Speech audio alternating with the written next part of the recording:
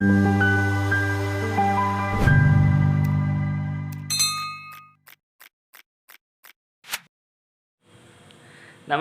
Vanakkam. This is. In the past video, we have covered the reality behind the caste system in the modern as well as bygone days.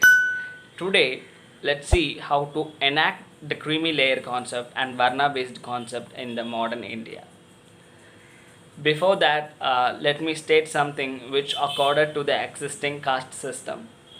The statement is the potential of discrimination inherited due to ambiguous chronological inability to interpret and grasp the real Varna system and as well as fringed clans limited the equal resource accessibility for the livelihood of young ones whose predecessors are isolated for miscellaneous reasons from a particular clan in the olden days.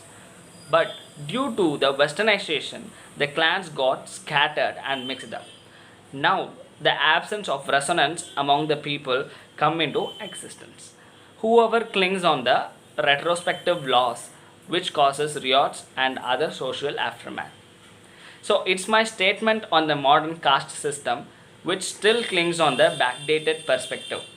Although it seems like vanished through chronology of modern India, it hadn't progressed in the subconscious state of most of the Indians. As I suggested in the past video, please do quit the thought that your caste comes by birth. It doesn't come by your birth. But it is also true that your ancestors had left some cultural assets for you to acquire so that it would help you passing the great ocean of life. Self-assess yourself with the gunas and come to a conclusion on the varna or the caste in your sense you belong to. Actually, you don't need to complicate the self-assessment. Your conscience will say you what caste you belong to. Fine. Now, do we need the reservation system in the modern India? Okay. For general audience, what is a reservation policy? Reservation system is an action provided based on the request of historically and currently disadvantaged people who are socially and educationally considered as backward classes. The quotas are reserved for such in terms of employment and education in majority. Every state in India has its unique reservation percentages for various communities. It is to be noted that the reservation is not based on any religion. Due to this policy, many violent protests were carried out by certain communities demanding for benefits. So, do we really need the reservation system in India? Yes, we do need. Why so? It is because it has many reasons behind the system. Firstly, the discrimination still exists in few villages and towns. And due to this, the young generations face more struggles in succeeding the barriers physically as well as emotionally. Secondly, we must notice that 99.9% of public servants like sweepers, sewage workers, and other underprivileged workers belong to the OBC, SC, or ST communities only. So they must be given some benefits in order to compensate the deprivation, right? Yes, they should be. But we need to rethink that some of these community people belongs to upper and middle class too. Should they acquire the benefits really? That's not justice. This concept of snatching the benefits of those whose annual income is drastically high and who belongs to upper middle class in OBC community is known as creamy layer. The creamy layer term was introduced by Satyanathan Commission in 1971, which directed that it must be excluded from the reservation quotas of civil posts. The creamy layer ceiling at the time of proposal is around 1 lakh per annum before. And in 2017, it has been subsequently raised to 8 lakh per annum. Lately, Modi government suggested to increase the creamy layer for OBC category to around 12 lakhs per annum. We have to note that the creamy layer is not opted for SC or ST community. They are exempt from this. They always acquire the same benefits regardless of their income, which is a complete injustice. Because think, if an SC or ST category owns a firm, or if they become civil servant, they have enough of money to be spent for their livelihood. Why do they need the reservation benefits then? Although there are various thoughts put forwarded, they are ignored. It is due to, because if a creamy layer is to be set for SC or ST community, it must be a variable comparing with the other communities. If it is varied, then again the protest rise among other particular community who feels like they are targeted, but actually not.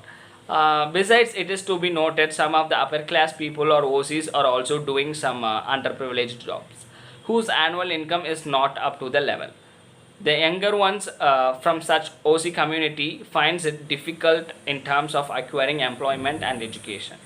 They are just ignored from the scenario by many.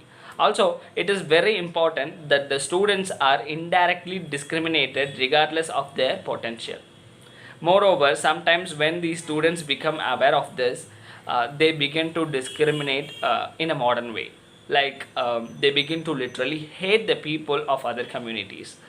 So it is not a right way to furnish reservation system in the education sector like this. Literally, to say we are sowing the seeds of communal thoughts.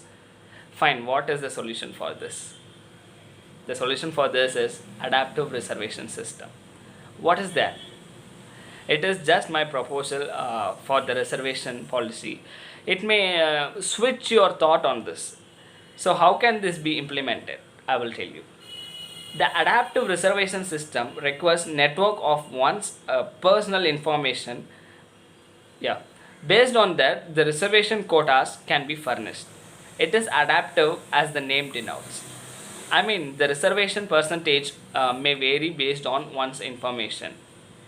What is that information? What are the factors that may drive the reservation percentage? The factors that must be considered, or which is an information, is firstly the annual income. I mean, the parent and sometimes their son or daughter who might work so, and moreover the other income sources besides the main occupational income of the family must be considered. Secondly, the parents' education and occupation, regardless of communities, these parameters must be noted and the reservation must be duly implemented. This will never show the discrimination perspective among the young ones. Instead, it will improve the content among them. Therefore, in the perspective of the nation's development, the adaptive reservation system can be duly implemented, which in turn makes the community tick boxes in the application form become absolute. This will erase the discriminative subconscious mind of people based on caste. Besides, the term caste will become absolute. The remains of the caste will only be the culture. Only the culture of a community will be inherited if it is implemented, which doesn't have any adverse effect in the society. As I said in the past video, we should never throw off our community tag. At the same time, we should never look for benefits based on our community tax. The mere factor that can determine our benefits must be ourselves, which means our income and education. The percentage allotment of reservation is varied for each family in my proposed system. Therefore, the implementation needs numerous case studies as well as the implementation factor, which is the informational sources of a family. Which is the informational sources of a family. It must be clearly obtained from the legal sources and it must be automated. However, not everything in the world is 100% effective and perfect. Even in this, some might cheat. Therefore, the implementation factor must be modular. And as I said before, numerous case studies is very paramount. Okay, fine. With the reservation policy. Okay, fine, over anything. I think the ARS could obtain you the content that most people longing for. As it is quenching, we have to live our life. Therefore, live our life at its best. Therefore, improving our sattva and rajaguna um is equally important, which will play the key role for us in determining our caste. Okay, let me stop with this. Uh, think again and again. If you have anything to suggest, leave your comments below. Uh, Share this as possible as you can, because every Indian citizen must know about this. Nandri Shambho Mahadev.